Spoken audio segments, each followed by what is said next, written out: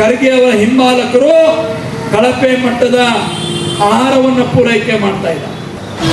ಇಲ್ಲಿರುವಂತ ಜಿಲ್ಲಾ ಉಸ್ತುವಾರಿ ಸಚಿವರು ವರ್ಷಕ್ಕೆ 3 ಬಾರಿ ಬರ್ತಾರೆ. ಅವತ್ತೊಂದು ದಿವಸ ಬರ್ತಾರೆ, 1 ಗಂಟೆ ಜನರ ಅಹವಾಲುಗಳನ್ನು ಕೇಳಿ ಇದೆಂತ ಶಕ್ತಿಯಪ್ಪ ನಿಮ್ದು, ನಿಮ್ಮದೇ ಆದ ಒಂದು ಪುಡಾರಿಗಳ ಒಂದು ಸಂಘ ನಿಮ್ ಬಗ್ಗೆ ಮಾತಾಡಿದ್ರೆ ಬಂತು ಫೋನ್ ತಪ್ಪು ಮಾಡಿದ್ರೆ ಖರ್ಗೆ ಅವರಲ್ಲ ಅವರ ಅಪ್ಪ ಅವರಿಗೂ ಕೂಡ ನಾವು ವಿರೋಧವಾಗಿ ಮಾತಾಡಲಿಕ್ಕೆ ತಯಾರಿದ್ದೇವೆ. ಕಲಬುರಗಿಯ ಸಂಪೂರ್ಣ ಜಿಲ್ಲಾಡಳಿತದ ವೈಫಲ್ಯಗಳು, ಇಲ್ಲಿರುವಂತ ಜಿಲ್ಲಾ ಉಸ್ತುವಾರಿ ಸಚಿವರು ವರ್ಷಕ್ಕೆ 3 ಬಾರಿ ಬರ್ತಾರೆ.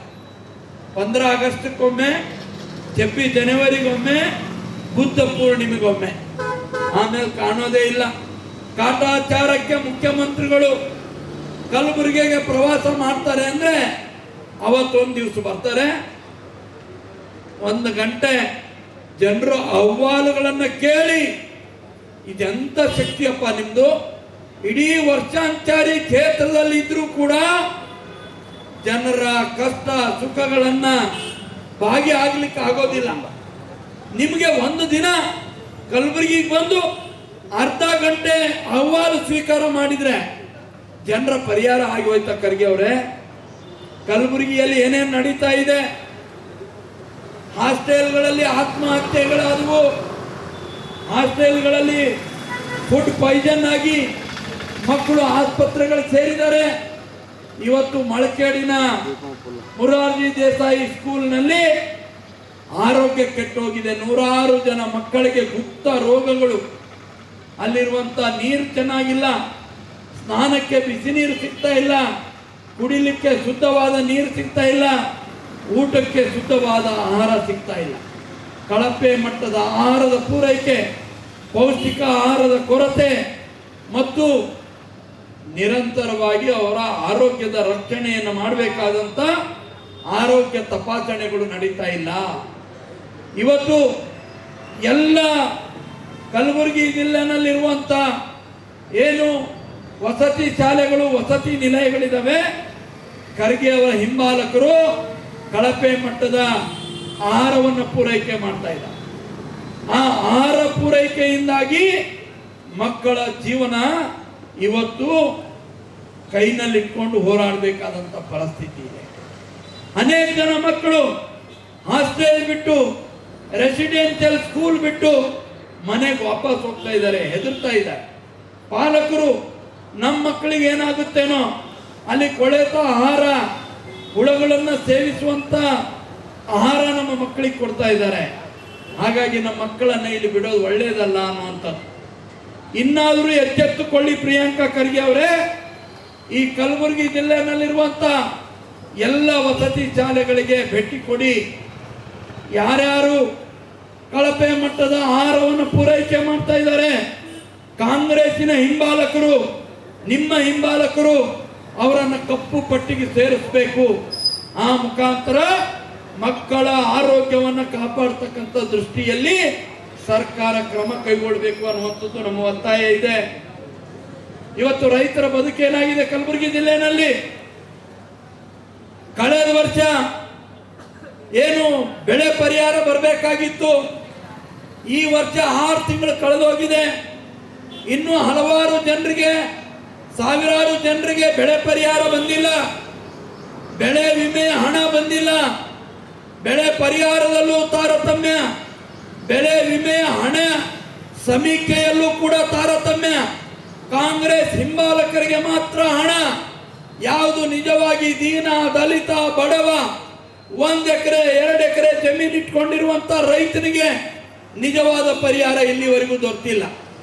ಕರ್ನಾಟಕ ಸರ್ಕಾರದಿಂದ NDRF, SDRF ಹೊರತುಪಡಿಸಿ ಹೆಚ್ಚಿನ ಹಣವನ್ನ ರಾಜ್ಯ ಸರ್ಕಾರ ಕೊಡುತ್ತೆ ಅನ್ನುವಂತ ಮಾತನ್ನ ಖರ್ಗೆ ಅವರೇ ತಾವು ಹೇಳಿದ್ರಿ ಕಲಬುರಗಿಯಲ್ಲಿ. ಆದರೆ ಇಲ್ಲಿವರೆಗೂ ಕೂಡ ಕಲಬುರಗಿಯ ರೈತರಿಗೆ ಹೆಚ್ಚುವರಿ ಕರ್ನಾಟಕ ಸರ್ಕಾರದ ಹಣ ದೊರೆತಿಲ್ಲ. ನಾನು ಕೇಳ್ತೇನೆ, ನೀವು ಜನ ಕಲಬುರಗಿಯನ್ನ ಚೆನ್ನಾಗಿ ಮಾಡ್ರಿ ಅಂತ ಹೇಳಿ ನಿಮ್ಮನ್ನು ಮಂತ್ರಿ ಮಾಡಿದ್ದಾರೆ, ಚಿತ್ತಾಪುರನ್ನ ಚೆನ್ನಾಗಿ ಮಾಡಿ ಅಂತ ಹೇಳಿ ನಿಮ್ಮನ್ನ ಜನ ಶಾಸಕರಾಗಿ ಆಯ್ಕೆ ಮಾಡಿದ್ದಾರೆ. ನೀವು ಕಲಬುರಗಿಗೂ ಬರೋದಿಲ್ಲ, ಚಿತ್ತಾಪುರಕ್ಕೂ ಬರೋದಿಲ್ಲ. ನಿಮ್ಮದೇ ಆದ ಒಂದು ಪುಡಾರಿಗಳ ಒಂದು ಸಂಘ ನಿಮ್ಮ ಬಗ್ಗೆ ಮಾತಾಡಿದ್ರೆ ಬಂತು ಫೋನ್, ಏನ್ರಿ ನೀವು ಖರ್ಗೆ ಅವ್ರ ಬಗ್ಗೆ ಹಿಂಗ್ ಮಾತಾಡ್ತೀರಾ? ಯಾಕ್ರಿ ಮಾತಾಡಬಾರ್ದು? ಬಾಬಾ ಸಾಹೇಬ್ ಅಂಬೇಡ್ಕರ್ ಎಲ್ಲರಿಗೂ ಕೂಡ ಹಕ್ಕು ಕೊಟ್ಟಿದ್ದಾನೆ ಮಾತಾಡ್ಲಿಕ್ಕೆ. ನಮ್ದು ವಿರೋಧ ಪಕ್ಷ, ಆಡಳಿತ ಪಕ್ಷ ತಪ್ಪು ಮಾಡಿದ್ರೆ ಖರ್ಗೆ ಅವರಲ್ಲ, ಅವರ ಅಪ್ಪ ಅವರಿಗೂ ಕೂಡ ನಾವು ವಿರೋಧವಾಗಿ ಮಾತಾಡಲಿಕ್ಕೆ ತಯಾರಿದ್ದೇವೆ. ನಿಮ್ಮ ಹೆದರಿಕೆಗೆ, ಗೊಟ್ಟು ಬೆದರಿಕೆಗೆ ನಾವು ಕಿವಿಗೊಡೋರಲ್ಲ. ಅದಕ್ಕೆ ಇವತ್ತು ನಾವು ಹೇಳ್ತೇವೆ, ಇಲ್ಲಿ ನಮ್ಮ ಕಲಬುರಗಿಯಲ್ಲಿ ಯಾವುದೇ ರೀತಿಯ ಆಡಳಿತ ಇಲ್ಲ. ಇಲ್ಲಿದೊಂದು ಸಂಪೂರ್ಣವಾಗಿ ಆಡಳಿತ ಕುಸಿದು ಹೋಗಿದೆ. ಅಧಿಕಾರಿಗಳು ಕಚೇರಿಯನ್ನು ಬಿಟ್ಟು ಹೊರಗೆ ಬರೋದೇ ಇಲ್ಲ. ಇವತ್ತು 6 ತಿಂಗಳಾಯ್ತು, ಮಳೆ ಇಲ್ಲ. ರೈತರು ಬೆಳೆದಂತ ಬೆಳೆ ಬೀಜನೂ ಇಲ್ಲ, ಗೊಬ್ಬರನೂ ಇಲ್ಲ. ಬರಗಾಲ ಘೋಷಣೆ ಮಾಡಲಿಕ್ಕಾಗಿಲ್ಲ, ಬೀಜ ಗೊಬ್ಬರಕ್ಕೆ ಪರಿಹಾರ ಕೊಡ್ಲಿಕ್ಕಾಗಿಲ್ಲ. ಖರ್ಗೆ ಅವರೇ, ರೈತರಿಗೂ ನೀವು ಬೇಡ, ಸ್ಕೂಲು ಶಾಲಾ ಕಾಲೇಜುಗಳಲ್ಲಿದ್ದಂಥ ಮಕ್ಕಳಿಗೂ ನೀವು ಬೇಡ. ಆಸ್ಪತ್ರೆಗಳ ಕತೆ ಕೇಳಕ್ಕಾಗತ್ತಿಲ್ಲ. ಅಲ್ಲಿ ಒಳ ರೋಗಿಗಳು ಬಂದರೆ ಎಲ್ಲವೂ ಕೂಡ ದೊಡ್ಡ ಆಸ್ಪತ್ರೆಗೆ ರೆಫರ್. ಅಲ್ಲಿ ಇಂಜೆಕ್ಷನ್ಗಳಿಲ್ಲ, ಅಲ್ಲಿ ಯಾವುದೇ ರೀತಿಯ ಔಷಧಗಳು ಸಿಗ್ತಾ ಇಲ್ಲ. ಡಾಕ್ಟರ್ಗಳು ಹಳ್ಳಿಗಳಲ್ಲಿ ವಾಸ ಮಾಡ್ತಾ ಇಲ್ಲ.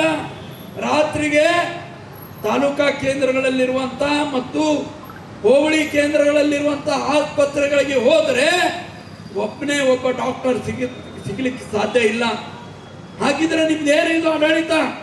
ಖರ್ಗೆ ಅವರೇ, ನೀವು ಬಿಜೆಪಿಯನ್ನು ಬೈಕೊಂಡು, RSS ಅನ್ನ ಬೈಕೊಂಡು, ಮೋದಿ ಅವರನ್ನ ಬೈಕೊಂಡು ತಿರುಗಾಡಿದ್ರೆ ನಿಮ್ಮ ಕಲಬುರಗಿ ಉಸ್ತುವಾರಿ ಸಚಿವರಾಗಿ ಕಲಬುರಗಿಗೆ ಸೇವೆ ಸಲ್ಲಿಸ್ದಂಗೆ ಆಗುತ್ತಾ? ಖರ್ಗೆ ಅವರೇ, ಇಲ್ಲಿ ಬಂದು ಇಟ್ಕೊಳ್ಳಿ. ಕಲಬುರಗಿಯಲ್ಲಿ ಮನೆ ಮಾಡಿ, ಮನೆ ಹೇಗಿರ್ಬೇಕು ಅಂದ್ರೆ ಯಾವುದೇ ಸಾರ್ವಜನಿಕರು ಬಂದ್ರೆ ನಿಮಗೆ ಭೇಟಿ ಮಾಡ್ತಕ್ಕಂಥ ಅವಕಾಶ ಇರಬೇಕು. ಅಂತ ಮನೆಯಲ್ಲಿ ನೀವು ಕೂಡ ವಾಸ ಮಾಡಿ ಅವರ ಅಹವಾಲುಗಳನ್ನು ಕೇಳಿ. ವಾರದಲ್ಲಿ 3-4 ದಿವಸ ಕಲಬುರಗಿಯಲ್ಲಿ ವಾಸ ಮಾಡ್ತಕ್ಕಂಥ ಸಚಿವರು ನಮಗೆ ಬೇಕು.